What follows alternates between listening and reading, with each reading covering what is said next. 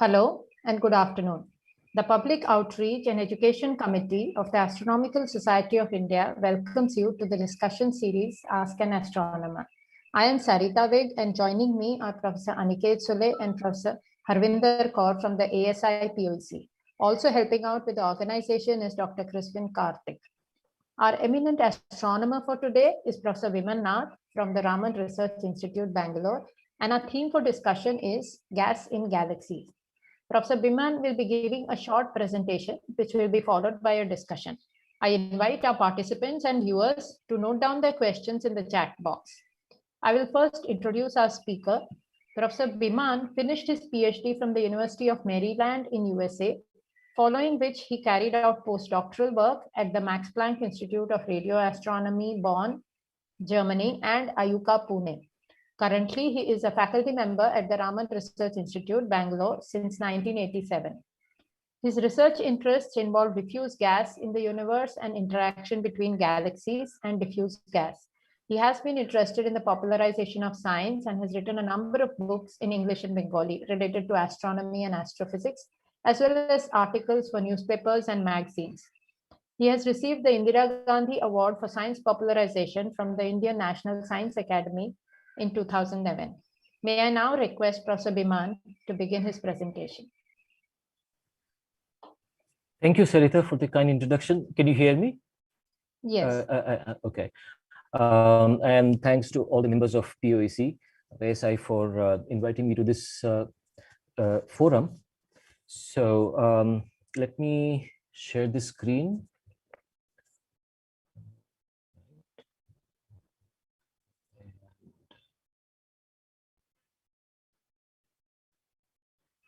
Okay, so I wanted to talk about gas in galaxies. So it's around a century ago that we learned about galaxies as islands of stars. We learned that our solar system belongs to a galaxy we call Milky Way, and that the nearest galaxy to us, the Andromeda galaxy, is at a distance around 700 to 800 kiloparsecs from us. And the distance is much larger than the size, the extent of the Milky Way galaxy and the Andromeda galaxy, so that the two entities are separate from one another. And so the picture emerged that the galaxies are islands of stars, and that there are countless other galaxies in the universe like our own. Some are different in shape and size, and so on. But that's not all. So here is so that was Dr. Edwin Hubble's discovery of the distance to Andromeda, which precipitated this image in of islands of stars. But that's not all. At the same time, around the same time, it was also realized that the space between the stars is not empty, but contains a lot of gas, a lot of dust. And so here are some examples. This is a picture of the Milky Way in optical wavelengths as we see from Earth. And you can see the dark patches in it, which is caused by the existence of dust in space, which absorbs and scatters light from distant stars which are not seen, so which gives rise to the dark patches. And on the right hand side, there's an example of a nebula. It's diffuse gas in the space between the stars, what we call the interstellar medium. And I'll talk more about these gaseous objects in space. But I don't want to go into a historical account of when and how this gas was discovered. That's a rather convoluted story. And on the right-hand side, maybe to begin with, we can think from a cosmological point of view. As you know, most of the matter in the universe is in the form of dark matter. More than 90% of the gravitating matter is dark matter. So when galaxies formed, so by the way, this is a simulation done in Max Planck Institute, Garching in Germany. And this basically shows the distribution of dark matter in the universe. It's simulation though, but it's uh, uh, pretty close to what is seen in observations also. So this is this was the distribution of dark matter earlier in the past, and this is what it is now. So you can see the structure has evolved, and in the nodes in what is called the cosmic web, we see structures like galaxies or galaxy clusters. And below that, we see what is seen.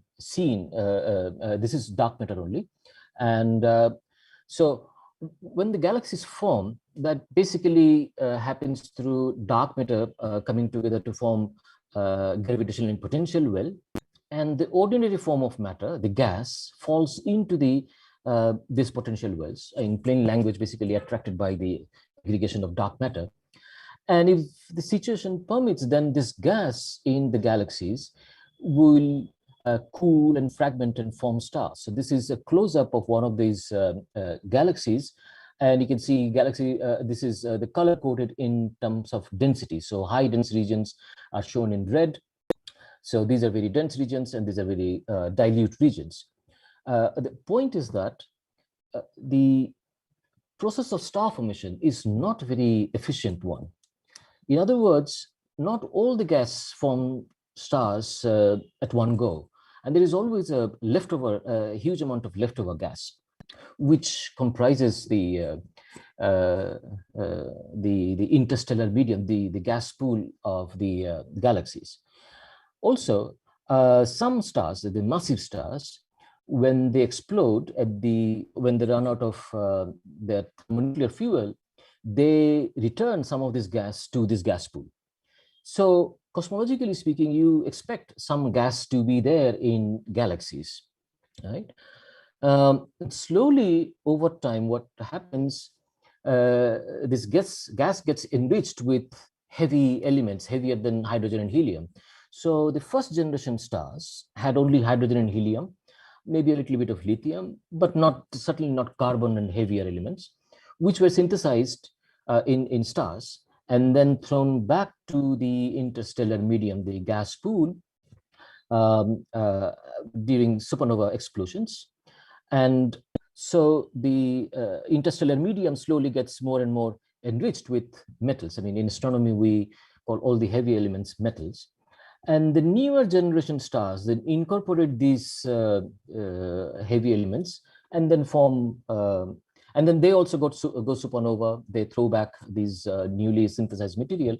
So over time, the interstellar medium gets more and more enriched. But you can also see that there is a cycle here of stars forming gas and massive stars returning a large fraction of the original gas to the gas pool, right? And the existence of gas in galaxies is very crucial to make the galaxy bright, to form new stars. Without this gas, there won't be any star forming, and so the galaxy would be dead. Also red, because it would probably have old stars which are red. So we call them red and dead galaxies. But it turns out that even the red and dead galaxies also have some amount of gas, but not in a form which is conducive for star formation. So we have to talk about different forms of gas in galaxies, or different phases. This should not be confused with the familiar, 3 phases of matter. What I mean is that gas exists in galaxies with different physical parameters, like different densities, different temperatures. And so here is a quick table. You don't have to look at the table in detail. I'll talk about these phases later separately.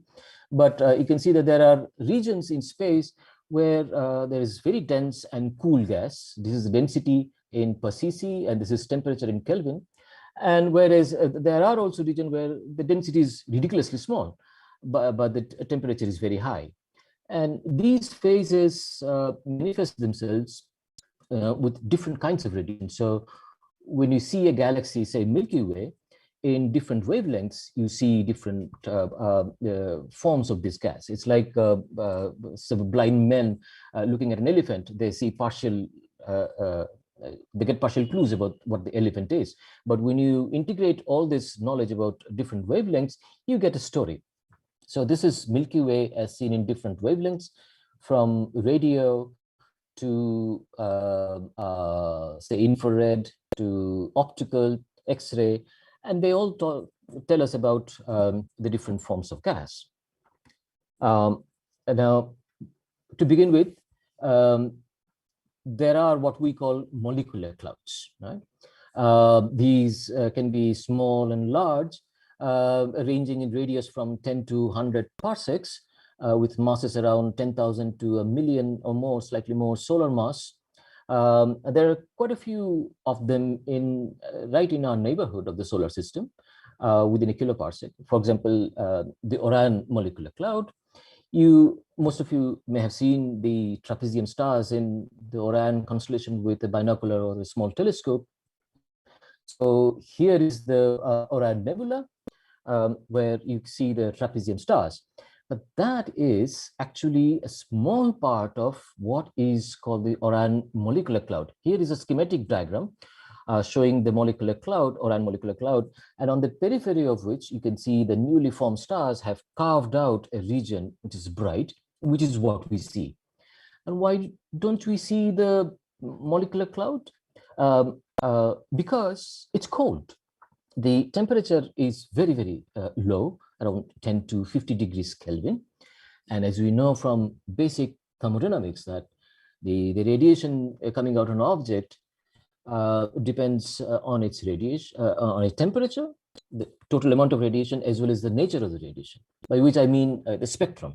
So here is how the black body spectrum of objects varies with temperature. As you increase the temperature, the radiation, the peak of the radiation shifts to shorter and shorter wavelengths, becomes bluer and bluer. So around, say, 100 degrees Kelvin, the radiation peaks at a wavelength of about 30 micron, which is in the infrared, which is why we don't see the molecular cloud in optical telescopes. But there have been a lot of advancements in recent times, making infrared detectors. So with infrared telescopes, now we can peer through these dark and dense clouds, and you can see what's happening inside them. This is an early example of a near-infrared image from Hubble Space Telescope, looking at a part of the Orion Nebula. This is the visible, this is what you'd see in visible, and this is what you would see in infrared. You can see there are many newly formed stars inside this molecular cloud.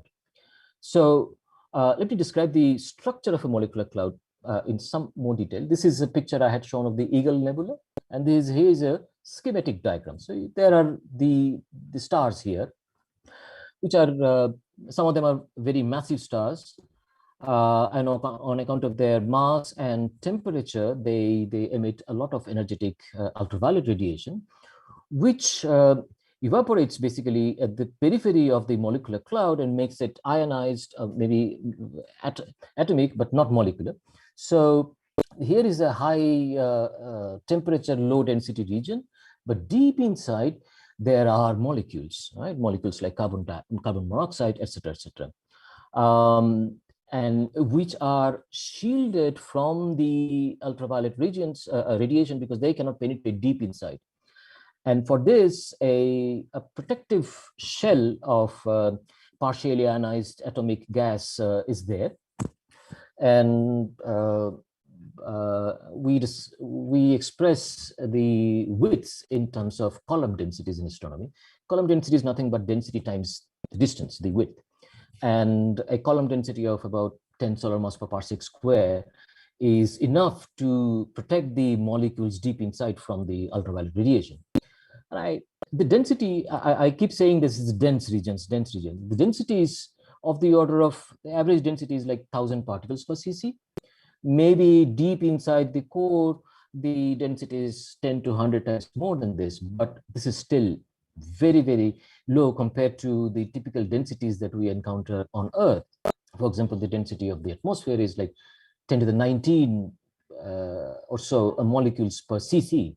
So the densities here is pretty close to vacuum, yet these are the densest regions in the diffuse space. Right? So um, uh, uh, now at this temperature, uh, atoms form molecules. So before that, let me also talk about the fact that this is the gas also contains a lot of dust. The dust is nothing but these are solid particles of submicron size made of graphites and silicates, and they scatter or absorb a lot of the short wavelength, the blue part of the radiation. As you can see here, they're scattered away or absorbed, allowing the red part. Now the dust grains are cold deep inside the molecular cloud, just as the gas is, but on the periphery that can be heated by the ultraviolet radiation, and there they re-radiate in infrared.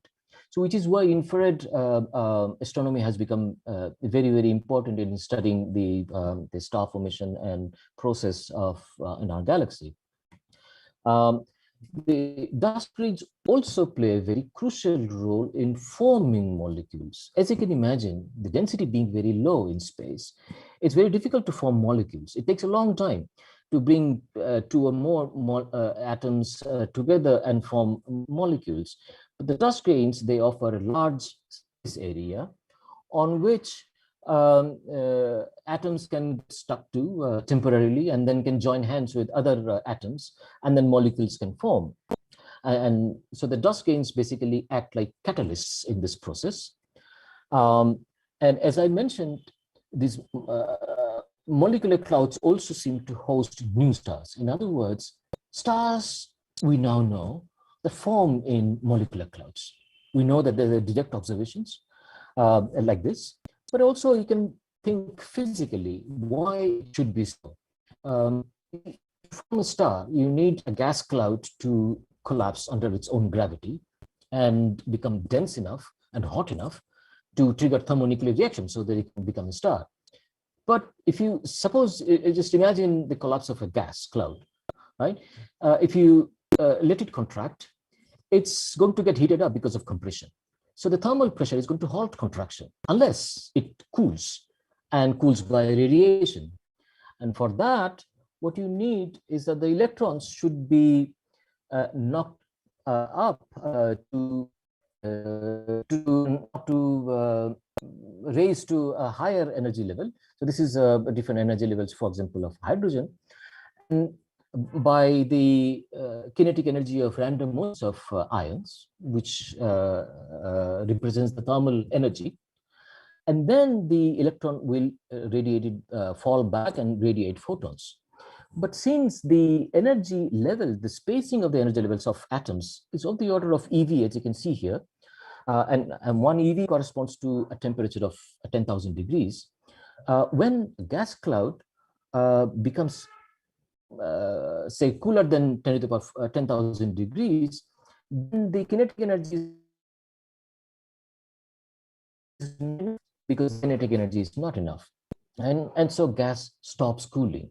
And here is a sort of quantitative measure of the efficiency of gas cooling as a function of temperature, and there's a big drop, as you can see, of the efficiency of gas cooling at around 10,000 degrees. And below that, you need molecules. You need something which has finer spacings of energy levels, and molecules can, because they have more degrees of freedom, they can oscillate, vibrate, rotate, right? So the energy levels are much finer in spacing, in energy, and so the gas cloud can cool further. And this is how molecules help to form stars. So dust helps to form molecules, molecules help to form stars, and that's how molecular clouds are important for star formation. Then there are regions where there are atomic gas, right? There are regions with temperatures of the order of 100 degree Kelvin and density, say 1 to 10 per cc. We call it cold neutral medium. And then there are warm neutral medium where the temperature is high, a few thousand degrees, and the density is slightly lower.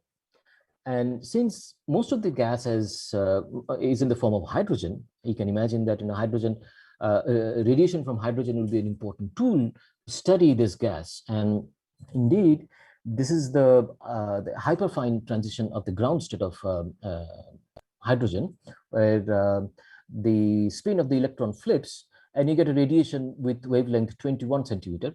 And so 21 centimeter radiation has been very important in studying this gas, this cold gas, the neutral gas, which are both seen in emission and absorption. For example, when you see a cloud and it emits, and I get the emission line. And if the cloud sits in the line of sight of a very distant background radio source, so the cloud absorbs the 21 centimeter photons, and then it shows up as an absorption dip or a dark line, to use the language of optical astronomy. And then there are regions of ionized gas, which happens in the vicinity of young massive stars, whose ultraviolet radiation basically photoionizes the atoms around it, and creates a region of ionized gas of the temperature of around 9,000 degrees Kelvin. These regions are also very bright because they recycle the stellar radiation. What happens is after photoionization, electrons keep combining with ions, and then they descend down the energy levels, and produce radiation, right? And as you can imagine, hydrogen is the most important component here. So the radiation from hydrogen is important, especially the transition from 3 to 2 level. This is the first of the Balmer series line, the H alpha line, which is in red, which explains the brilliant red of the emission nebula, like it's shown here. There are also other lines. There is a green light. So you will also see green color in some of the nebula. For example, here, this is the Cat's Eye Nebula, and there's an interesting story I would like to tell.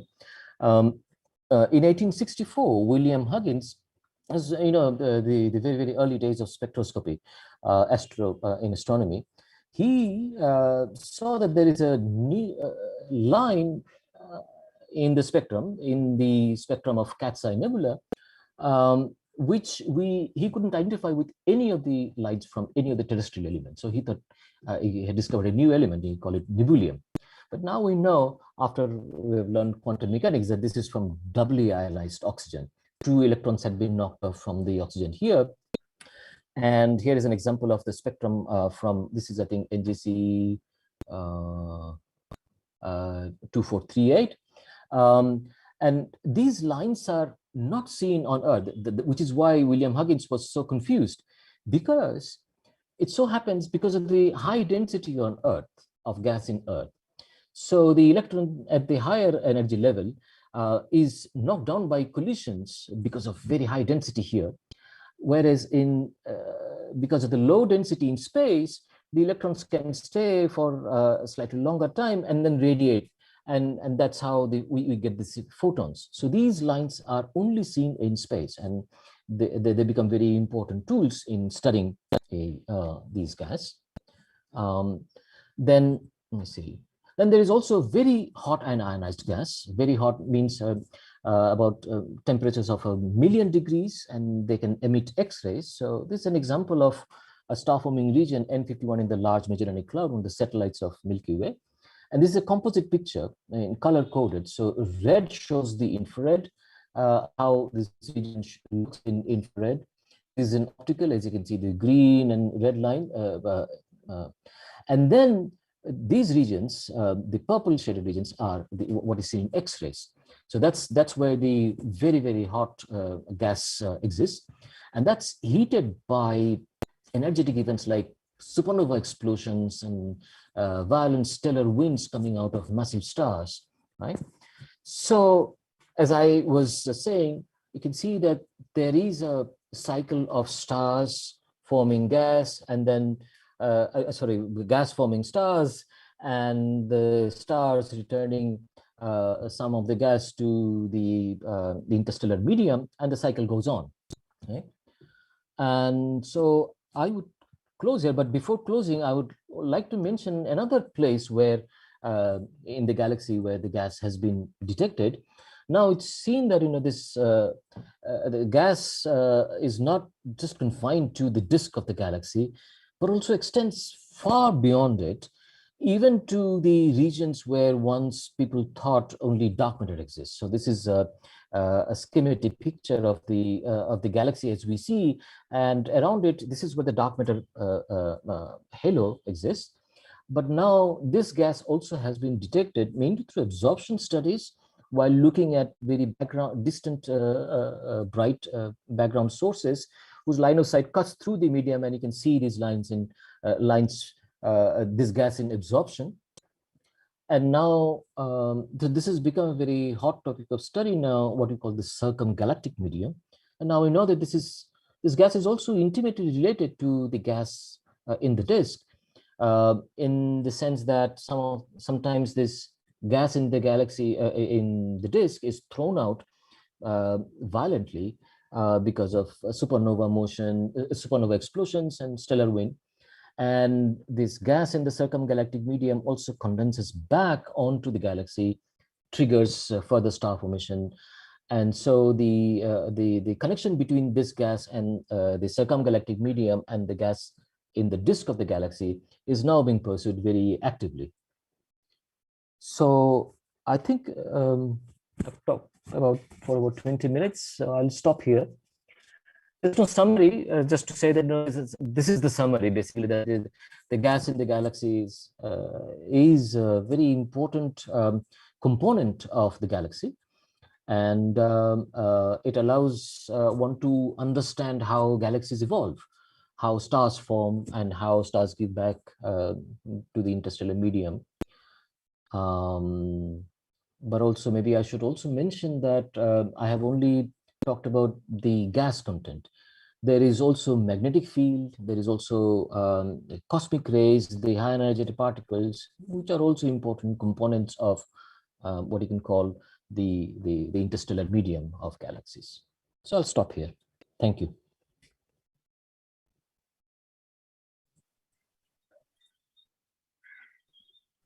Thanks, Viman, for this very interesting talk. So thank you. First question I want to ask here is, you said that all stars are formed in gas clouds. So does it mean that our solar system is also part of some gas cloud? It was initially, certainly. So the pre-solar nebula, we can think of that there was a nebula here also, which condensed to form the star, sun.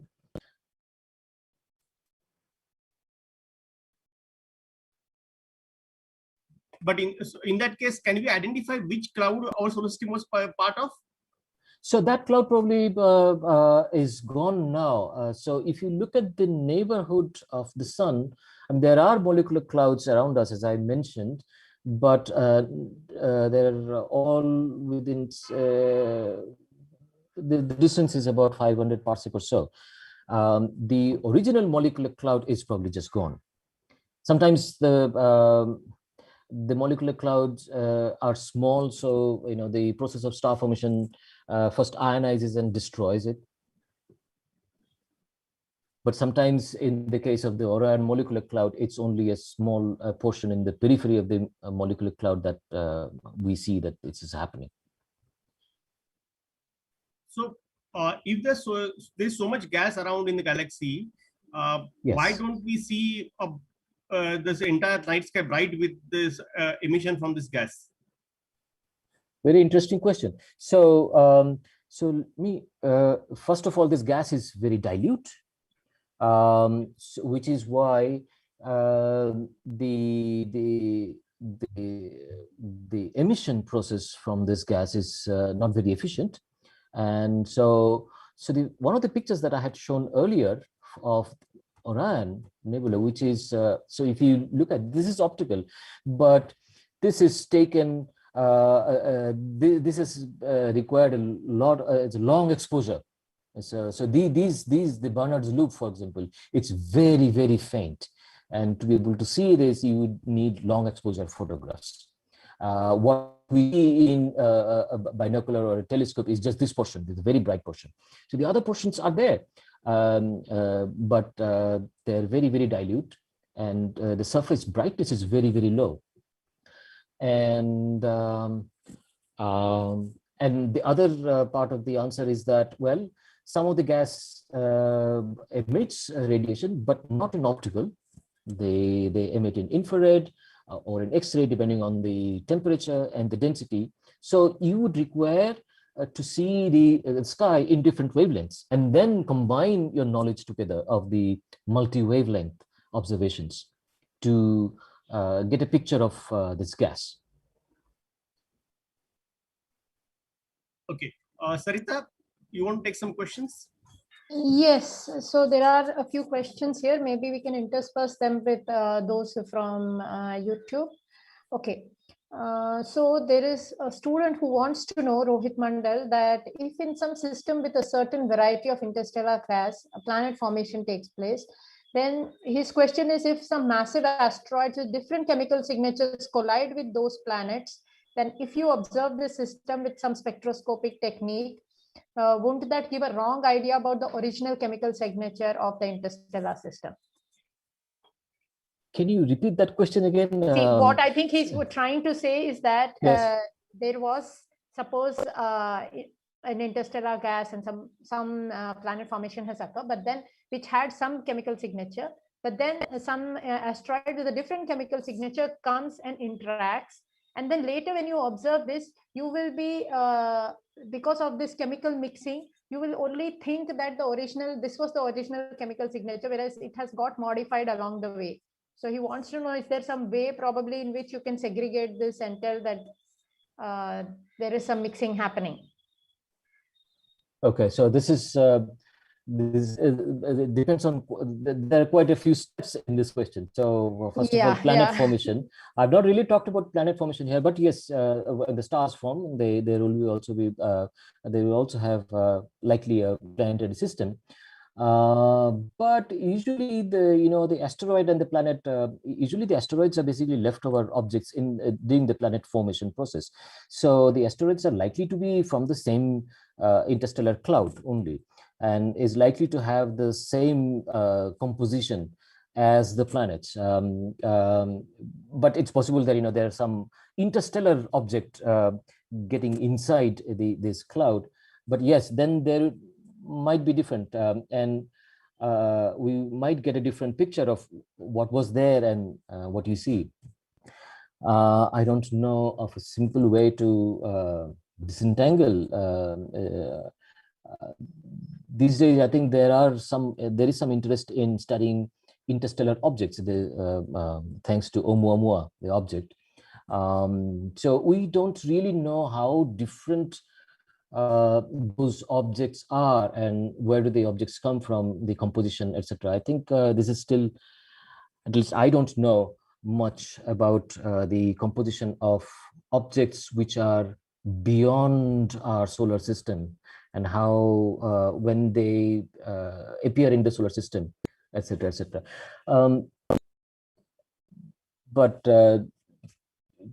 to give an answer, yes, it will be difficult unless you know the difference between the composition of the asteroid which has come from outside and the composition of the planets that you are studying.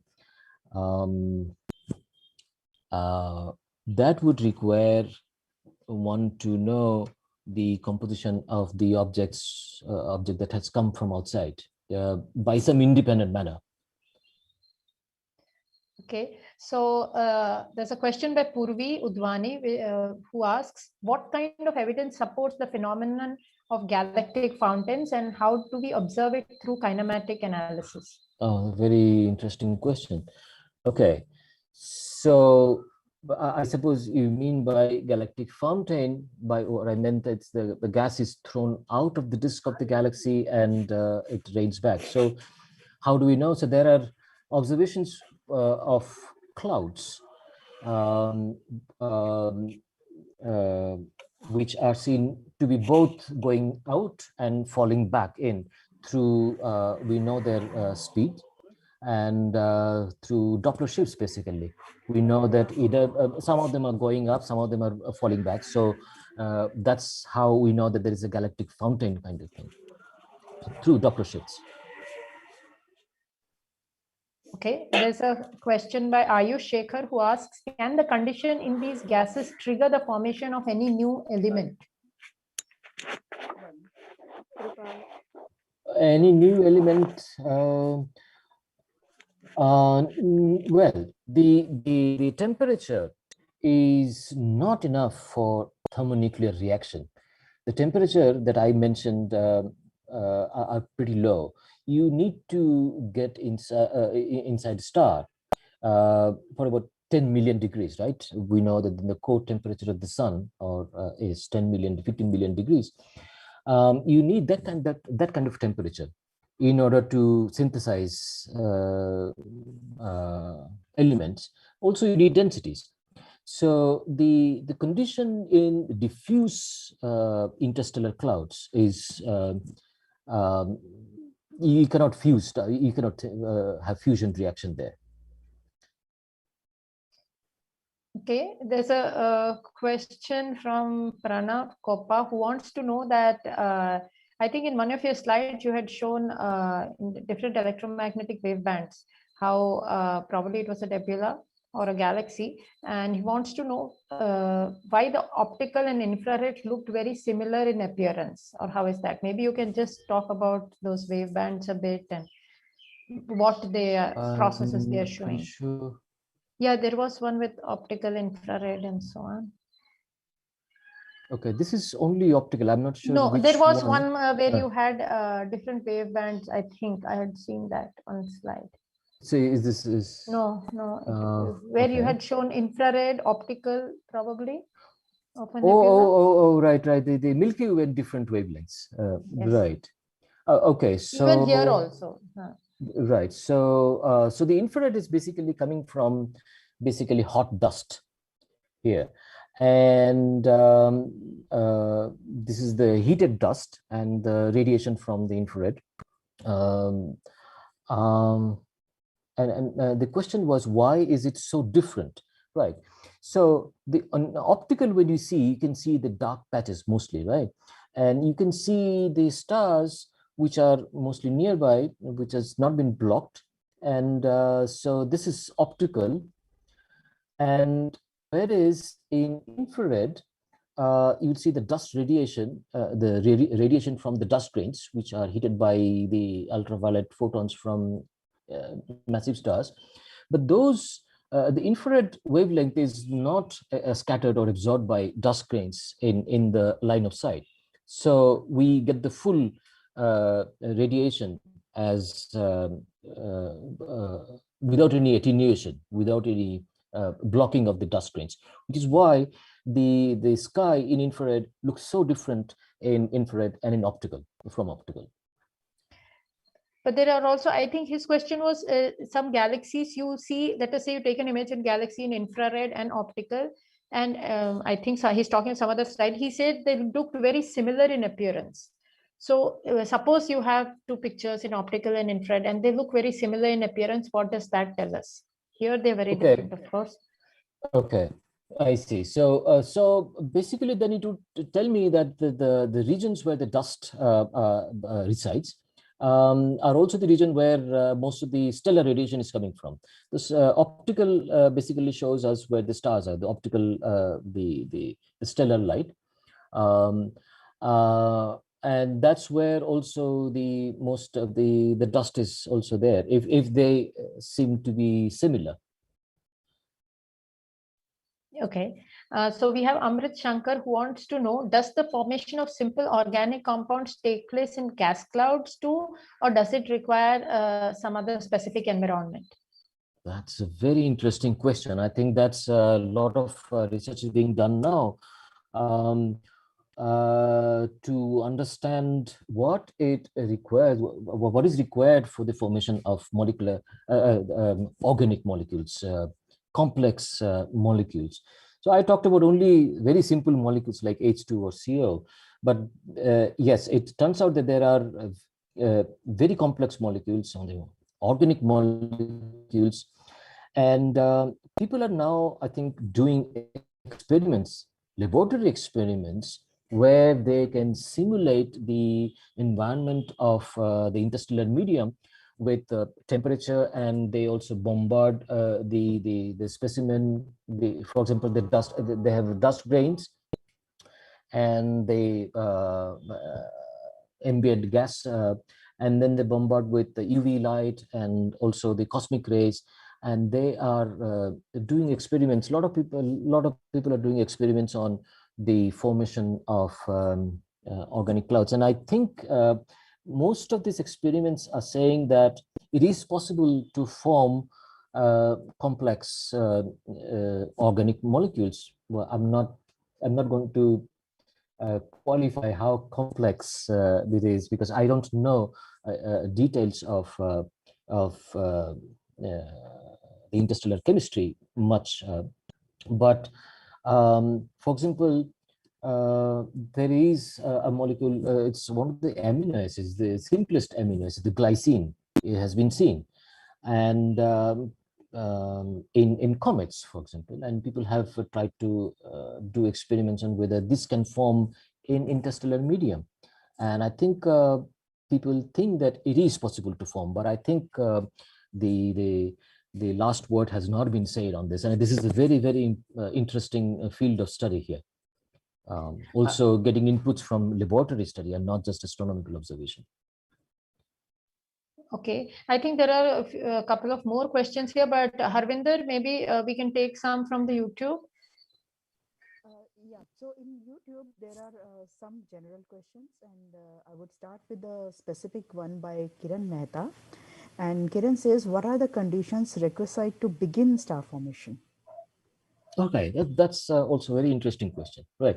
So you would imagine that there are gas clouds in the interstellar space, and why should a gas cloud suddenly start collapsing? Absolutely. So you need some trigger, and so one of the triggers can be that, suppose there is some star has formed here, some star formation has happened in some part of the cloud, and then after the time elapses, some of the massive stars, they would explode as supernova, and the shock of the supernova would then trigger star formation elsewhere, because they would compress the gas in the vicinity, and that compression would lead to the collapse of some other gas cloud. So you can imagine this is like a domino effect, right? So we call the trigger star formation. So star formation in some region then lead to supernova explosions, and then lead to star formation in the vicinity, and then star formation in some other regions. So it can go on like this. So that's one of the processes that people think that can trigger star formation in clouds. Shock waves from somewhere in the surrounding. Okay, so there are two questions from Devrat Sahai. One question is it always the case that the clustering of dark matter causes the gas to accumulate to form galaxies? Or can normal matter gas accumulate as the first step in galaxy formation too? This is one question. And another question for the same person is, how does the expansion of the universe impact the ability of these clusters of dark matter to form galaxies? So I think maybe the first question is probably more relevant to answer. It's well, when the gas, when the galaxy is basically formed, it's not very likely that only baryonic, only the ordinary gas would come together and form a potential well, because first of all, the most of the matter is in dark matter, and also the gas is also not the pressure of the gas is high enough so that the dark matter doesn't have any pressure, right? So the pressure of thermal gas, the ordinary gas, doesn't allow it to form aggregations or potential wells, whereas dark matter doesn't have any such pressure, which is why they can form aggregate or the dark matter halos. And once they have formed potential wells, or they have enough gravity is there, so then gas can fall in, which is why it's unlikely that ordinary gas would first form the clump and lead to galaxy formation. And the second part of the question was something to do with how is the Expansion of the expansion universe. rate. Oh yeah, sure, yeah, right. That's a totally different kind of a question, cosmologically speaking. And yes, at different epochs history of the universe, the acceleration rate was different, and we know how. So first of all, if the acceleration rate is very large, for example, then it would um, be difficult for clouds to collapse onto itself. Basically, what happens if a slightly more dense region in space, in the universe, it stops participating in the expansion of the universe, and then it slowly collapses onto itself. We call it decoupling. And that becomes difficult if the acceleration rate is very high. So now we know that our universe is dominated by cosmological constant or something like this, which is why it's accelerating now, and which has stopped, sort of halted, at least if I can say so, the process of formation of structures in the universe. Am I correct, Harbinder? I mean, you are more an expert on this than I am. Yeah, we had a talk on cosmology last Ask an Astronomer session. But yeah, that's right, because at those scales, it's matter a large scale. There is an expansion of the universe. At these scales, gravity is more important for us, I would say. Right. In Oh, simple right. words. I see that. That's what it. So yeah, right. So Milky Way is not expanding. The galaxies are not expanding. They have what we call decoupled from the expansion of the universe, and here Newtonian law of gravity applies, and it's the local gravity that is important, and not the expansion of the universe. I see that was the flavor of the question. So there is another question by Kiran Mehta. I think it's a more general question, but I would just read it out to you. Galaxy merger oscillations are said to cause wisps swept out asymmetric to the larger structure of the galaxy. Are there any interesting phenomena noticed in such wisps? Oh So, yes. So for example, when galaxies merge together, um, stars usually just go through one another, right? But the gas inside these galaxies gets shocked, and they can get heated, and because of the heat, because of the temperature, it can actually cool down very fast because of a high density of the gas. So for example, two galaxies are colliding one another, the stars will pass through one another, but the gas will get shocked, and because of the shock, it will get heated and also become very dense, which will lead to cooling and might actually lead to star formation. So mergers trigger sometimes star formation, and so you can actually see some of the examples of merging galaxies. If you see it in, for example, UV light, you'll see that nearly stars are being formed in those regions where the gas has been shocked. So that's the wisp of, I suppose you were talking about. And yes, that can lead to star formation.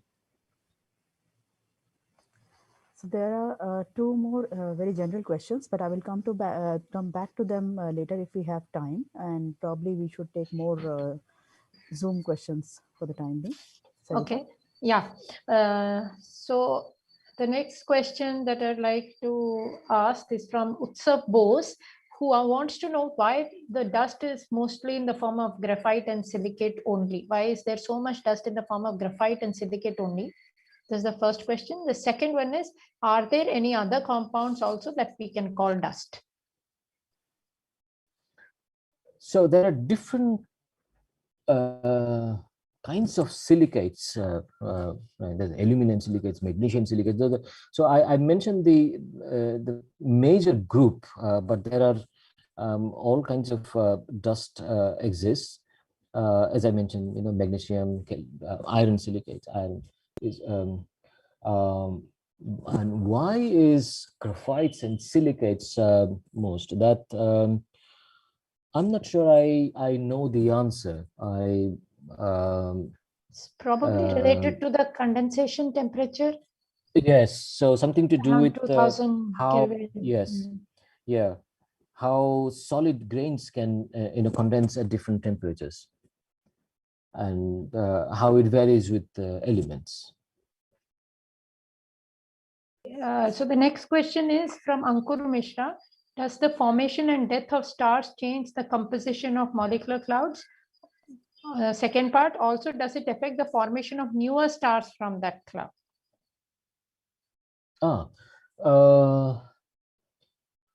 Yes. So what happens, as I mentioned during the question on the pre-solar nebula, what happens if it is a small molecular cloud, it basically gets ionized and first by the photoionization process of the newly formed stars, and then the stellar wind, the explosion basically destroys the molecular cloud.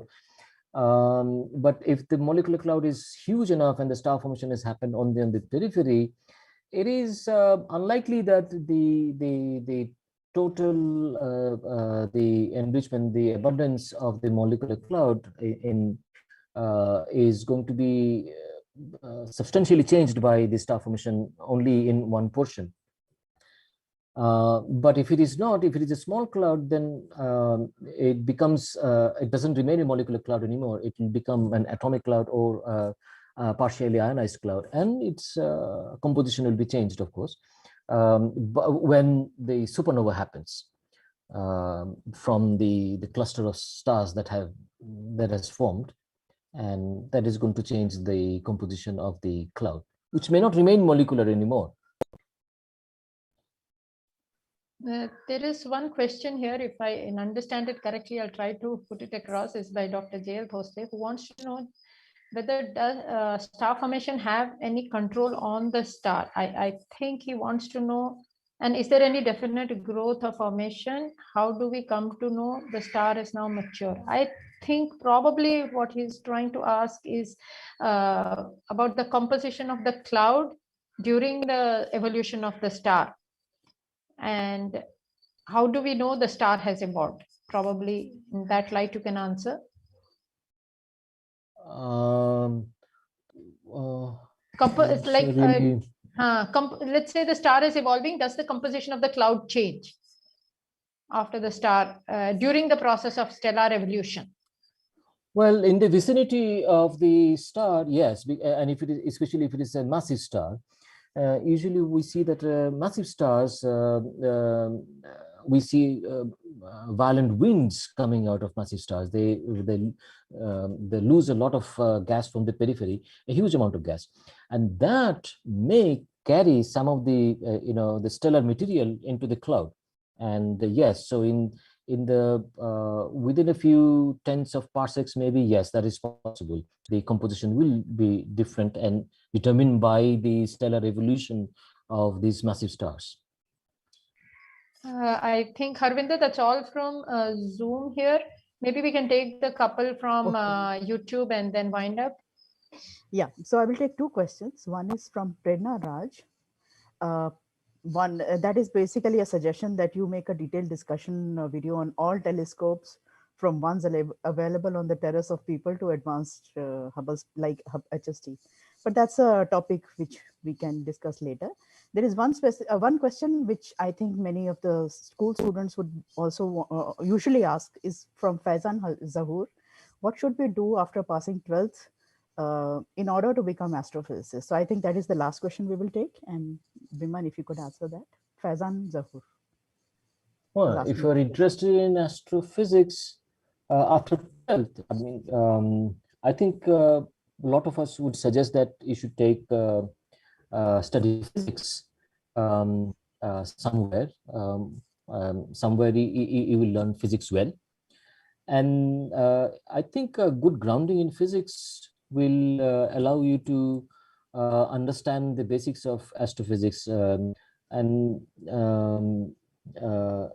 on the side, if you can do some projects in some of the institutes in India, say in the later parts of your undergraduate study or master's, then it will allow you to understand, see how research is done, and then, but a good grounding in physics is certainly required, and you should find a place where you will learn physics well. Right? Is that what you would also suggest, Harvinder or Sarita? Oh yes, physics and Yes, maths. that's right.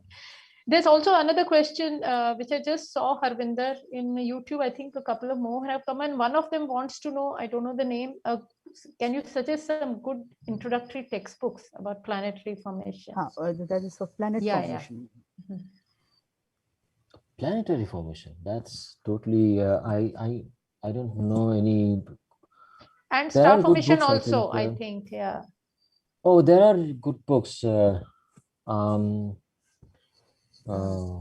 think question I is for don't planet remember. formation, but it would be nice if you can also just suggest for Yes, our viewers the star formation. So I don't know offhand. There is a book by Sujan Sengupta, I think, in IA about exoplanets that might have something to do with planet formation, but I don't know whether he has any chapter on planet formation. He might. That might. I'll have to look up.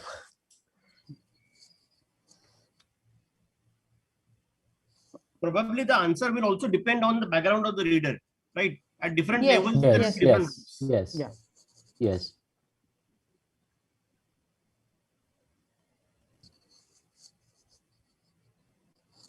I think first step would be star formation, reading about a star formation and the disks and so on. And in the disks, you have planets forming and so on. So for Sarita, you would know about books on star formation, for example, which for a beginner, what would you suggest? For let us say if it is for undergraduate and so on with some physics background, I think there are good books by the introductory textbooks which are on astrophysics. There's one by Mark Kuttner, I think, Physical Universe. No, physics. I don't remember the name of the book. There is one book.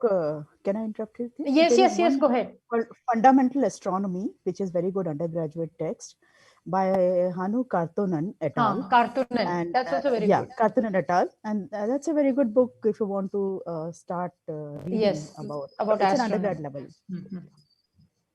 So first to second year undergraduate students will be able to follow most of it. How do you spell that name? Maybe it'll. It's difficult for me right now. It's Han. K-A-R? TT, I think. Karttunen. Hanu Karttunen, Fundamental Astronomy. Okay. Okay. Fundamental astrophysics. I'll post it on this. Yeah, chat. And I think normally we also use, I don't know the name of the book again. Let me check. But there is one by Carolyn Osley, which is very extensive and yeah, right. I was about to say that. Yes, and there is a chapter on planet. Yes. Oh yes, Carolyn Osley. You're right. We should have mentioned that. Introduction to Modern Astrophysics. Yes. Yes. Yeah. Yeah. So would you like to take that last question and then we wind up, or there is? Okay. No, I think we can thank the speaker now.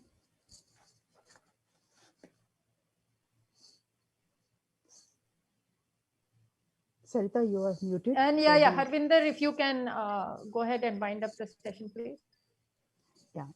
So we would really like to thank Biman for such an excited talk on interstellar medium, starting from what is there in our galaxy and also telling us how star formation takes place and how older stars prepare material for newer stars.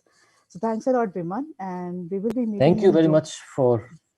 Next time we will meet on June 12th and watch this space. Thanks a lot for joining us. Thank you.